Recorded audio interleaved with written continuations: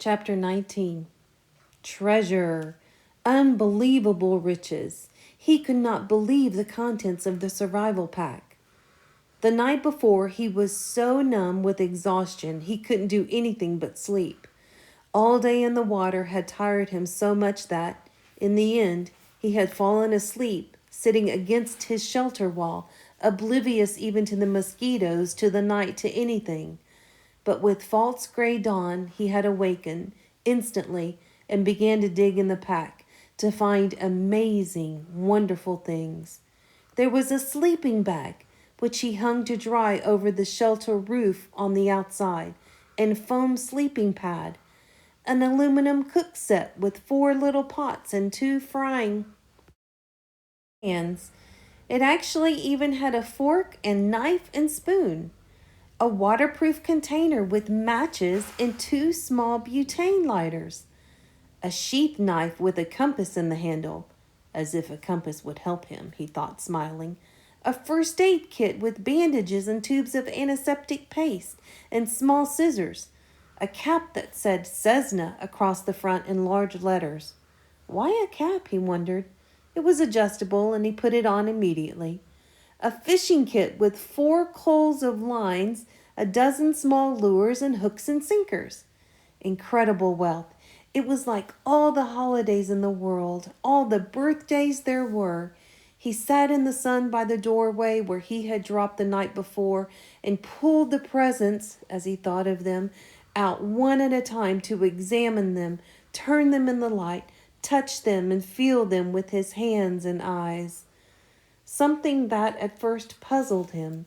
He pulled out what seemed to be a broken-off bulky stock of a rifle, and he was going to put it aside, thinking it might be for something else in the pack, when he shook it and it rattled. After working at it a moment, he found the butt of the stock came off, and inside was a barrel and magazine and action assembly with a clip and a full box of 50 shells. It was a .22 survival rifle. He had seen one in the sporting goods store where he went for bike parts, and the barrel screwed onto the stock. He had never owned a rifle, never fired one, but had seen them on television, of course, and after a few moments, he figured out how to put it together by screwing the action into the stock, how to load it and put the clip full of bullets into the action. It was a strange feeling holding the rifle. It somehow removed him from everything around him.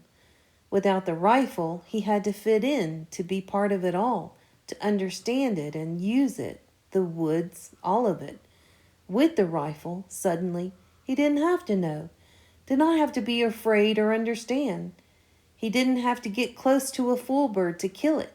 Didn't have to know how it would stand if he didn't look at it and move off to the side. The rifle changed him the minute he picked it up, and he wasn't sure he liked the change very much. He set it aside, leaning it carefully against the wall. He could deal with that feeling later. The fire was out, and he used a butane lighter and a piece of birch bark with small twigs to get another one started, marveling at how easy it was, feeling again that the lighter somehow removed him from where he was, what he had to know. With a ready flame, he didn't have to know how to make a spark nest or how to feed the new flame to make them grow. As with the rifle, he wasn't sure he liked the change. Up and down, he thought. The pack was wonderful, but it gave him up and down feelings. With the fire going and sending up black smoke and a steady roar from the pitch-smelling chunk he put on, he turned once more to the pack, rummaging through the food packets. He hadn't brought them out yet because he wanted to save them until last, glory in them. He came up with a small electronic device completely encased in a plastic bag. At first he thought it was a radio or cassette player, and he had a surge of hope because he missed music, missed sounds, missed hearing another voice. But when he opened the plastic and took the thing out and turned it over, he could see that it wasn't a receiver at all.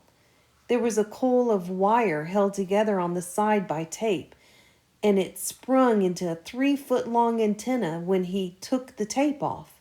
No speaker, no lights, just a small switch at the top, and on the bottom he finally found in small print, "Emergency Transmitter." That was it. He turned the switch back and forth a few times, but nothing happened. He couldn't even hear static. So, as with the rifle, he set it against the wall and went back to the bag. It was probably ruined in the crash, he thought. 2 bars of soap. He had bathed regularly in the lake, but not with soap, and he thought how wonderful it would be to wash his hair, thick with grime and smoke dirt, frizzed by wind and sun, matted with fish and full bird grease. His hair had grown and stuck and tangled and grown until it was a clumped mess on his head. He could use the scissors from the first aid kit to cut it off, then wash it with soap. And then, finally, the food. It was all freeze-dried and in such quantity that he thought, with this, I could live forever. Package after package he took out. Beef dinner with potatoes, cheese and noodle dinners, chicken dinners, egg and potato breakfast, fruit mixes, drink mixes, dessert mixes, more dinners and breakfasts than he could count easily. Dozens and dozens of them, all packed in waterproof bags, all in perfect shape, and when he had them all out and laid against the wall in stacks, he couldn't stand it, and he went through them again. If I'm careful, he thought, they'll last as long as I need them to last, if I'm careful. No, not yet. I won't be careful just yet. First, I'm going to have a feast. Right here and now, I'm going to cook up a feast and eat until I drop, and then I'll be careful. He went into the food packets once more and selected what he wanted for his feast. A 4-person beef and potato dinner with orange drink for an appetizer and something called a peach whip for dessert. Just add water, it said on the packages, and cook for half an hour or so until everything was normal size and done. Brian went to the lake and got water in one of the aluminum pots and came back to the fire. Just that amazed him, to be able to carry water to the fire in a pot. Just a simple act that he hadn't been able to do for almost 2 months.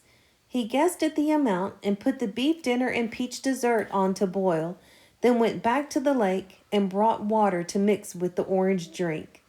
It was sweet and tangy, almost too sweet, but so good that he didn't drink it fast, held it in his mouth and let the taste go over his tongue, tickling on the sides, sloshing it back and forth and then down, swallow, then another. That, he thought, that is just fine, just fine. He got more lake water and mixed another one and drank it fast, then a third one, and he sat with that near the fire, but looking out across the lake, thinking how rich the smell was from the cooking beef dinner. There was garlic in it and some other spices, and the smells came up to him and made him think of home, his mother's cooking, the rich smells of the kitchen. And at that precise instant, with the mind full of home and the smell from the food filling him, the plane appeared. He had only a moment of warning. There was a tiny drone, but as before it didn't register. Then suddenly roaring over his head low and in back of the ridge, a bush plane with floats fairly exploded into his life. It passed directly over him very low, tipped a wing sharply over the tail of the crashed plane in the lake, cut power, glided down the long part of the L of the lake, then turned and glided back, touching the water gently once, twice, and settling with the spray to taxi and stop with its float gently bumping on the beach in front of Brian's shelter. He had not moved. It had all happened so fast that he hadn't moved. He sat with the pot of orange drink still in his hand, staring at the plane, not quite understanding it yet, not quite knowing yet that it was over. The pilot cut the engine, opened the door, and got out, balanced, and stepped forward on the float to hop onto the sand without getting his feet wet. He was wearing sunglasses, and he took them off to stare at Brian. I heard your emergency transmitter. Then I saw the plane when I came over. He trailed off, cocked his head, studying Brian. Dang, you're him, aren't you? You're that kid? They quit looking almost 2 months ago. You're him, aren't you? You're that kid. Brian was standing now, but still silent, still holding the drink. His tongue seemed to be stuck to the roof of his mouth, and his throat didn't work right. He looked at the pilot and the plane, and down at himself, dirty and ragged, burned and lean and tough, and he coughed to clear his throat. My name is Brian Robeson, he said. Then he saw that his stew was done, the peach whip almost done, and he waved to it with his hand. Would you like something to eat? That was the end. But in order to understand this completely, we have to read the epilogue. The epilogue is going to tell us the story after the end of the story.